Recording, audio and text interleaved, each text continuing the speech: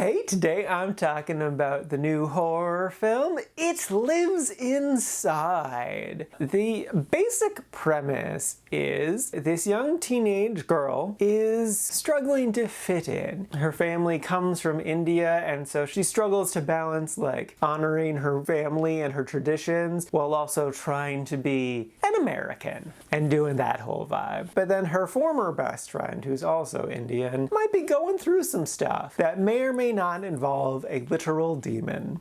Who knows? And it's great. I really enjoyed this movie. First off, the spooks. It was so scary. It legitimately got me several times. I would extra praise the sound design because I watched this at a matinee and I was the only person in the theater, and the way they did the sound design with the surround sound kept making me think that there was someone right behind me, and I kept looking back and there wasn't, except for the one time there was. And I was so freaked out just by that. So good job, movie. But then it also just did a good job of making it all really scary, and the demon, they did a good job of explaining it, because if it's not based on a very specific one, it's kind of based on this broad concept. I was a little confused on Wikipedia, so I like that a lot. And then the design of it in and of itself was really, really cool. There was one shot that was a bit more CGI that didn't look the best, but otherwise it looked really, really cool and creepy, and just they did a really good job with tension to make me freaked out in general. Also the performances, the main actor, Megan Suri, did a really good job of carrying the film. There was one minor actor who wasn't the best, but they didn't have a lot of lines, so it was okay. I can easily look past it. And like all good horror film, it's metaphorical, and the metaphors are really great. It's about depression, it's also about identity and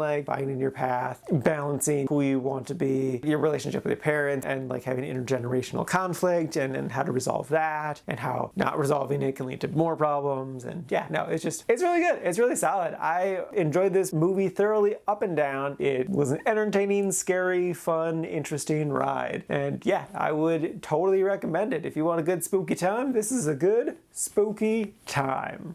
And now for my ranking. I put this at number 13 in the really like section. And this is out of a total of 54 new movies so far this year.